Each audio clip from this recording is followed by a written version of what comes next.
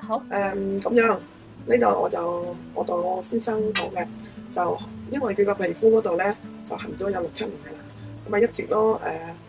俾啲類固醇搽咧就冇乜嘢，咁但係搽下都掹咗皮唔得啦，唔得咁啊有一日咧就去嗰個浮沙嗰啲衞生站咁啊睇咧，咁啊睇點樣知個醫生咧原來係個方法醫佢咧係將佢嗰個痕嘅位置係打針同埋吊針同埋打屁股針嘅，咁啊打咗1次，跟住佢話1個星期打3次嘅，咁打第1次都好好，就覺得冇咁痕，但第2次就再打多次啦，咁希望咧就徹徹底底就醫好啦咁。到第3次打完第3次咧，我就過咗2-3日，我發覺佢個傷口哇有啲唔對，點解會好似有啲腫腫地上咗膿咁，咁個太痛啦咁。咁佢話不如你過多去睇一睇啦咁，但係過多去之後咧，原來爛好深啊，啲肉已經爛到見根。咁當時吳先生嘅傷口咧，其實之前咧已經係放過膿同埋做咗清創嘅，不過咧依然咧又係又紅又腫啦，而且咧表面咧都非常之污糟嘅，包括有腐肉啦、有菌膜啦，同埋仲有膿添，好明顯咧就係仲有感染啦。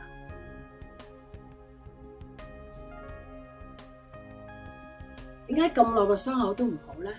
其實首先咧就因為傷口處理得唔適當啦。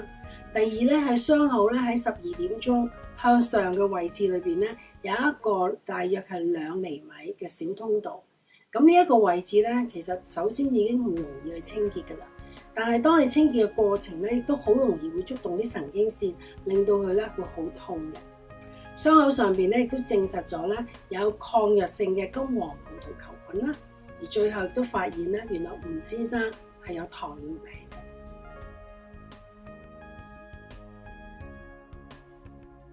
喺處理方面，首先咧，我哋會同佢做清創，即係話將傷口上邊嘅腐肉啦、菌膜啦同埋其他污糟嘢咧係清除嘅。不過咧，呢一個傷口喺12點鐘嘅位置嗰度咧，有一個小通道，大約2厘米長。咁我哋清潔嘅時候咧，除咗要清潔得小心啲之外咧，最緊要咧就唔好觸動到佢啲神經線，令到佢有痛楚啦。跟住咧，我哋就會選擇一個先進嘅敷料，一方面可以殺菌啦、控制感染，另一方面咧亦都可以舒緩痛楚嘅。當個傷口嗰個感染控制咗之後咧，我哋就開始一個局部嘅高氧療程。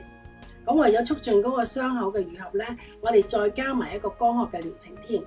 最後配合埋醫生嘅處方啦，去控制感染同埋糖尿，咁傷口咧就好順利咧進入一個愈合嘅過程啦。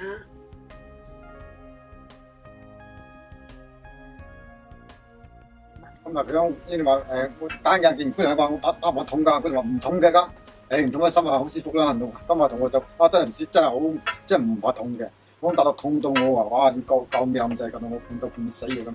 咁啊佢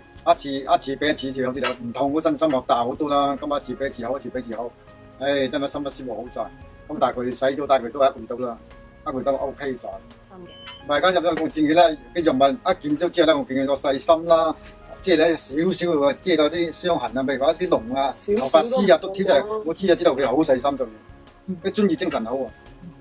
佢專業精神呢個就佢邊咧對嗰病人咧比較即係咧當佢呵護得好咯。我同佢講啦，你拎護理咧喺上面絕對冇嘅，要省長啊同埋嗰啲政治嘅委員咧，今日用到嗰啲即係用呢啲醫療系統咁咯。即係佢只要嗰個專業精神好啊，佢只要就係咧就1個禮拜洗咗3次，咁洗咗3次咧，我哋住咗2個禮拜醫院咧，醫生話可以，我哋都出到院啦。咁出到院咧，咁啊跟住由出院之後咧，就由明卓湖嗰個胡姑娘就跟進。我哋一直就過嚟呢度洗傷口，咁咧就喺醫院咧洗咗3處傷口，咁胡姑娘覺得佢都幾理想，咁啊同我講佢話，如果佢係冇乜再冇污糟嘢咧，就可以用個氧氣嘅機，就傷口好得快啲，令到嗰啲新嘅肉咧就快增長。咁但係用咗個機咧，我覺得效果真係好用，係真係效果好。咁後來出咗院咧，就一直過嚟俾胡姑娘葉姑娘跟進，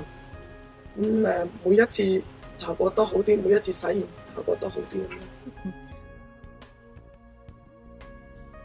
用咗適當嘅方法去處理，吳先生嘅傷口好快就好翻晒啦，而且咧仲畫得好靚添。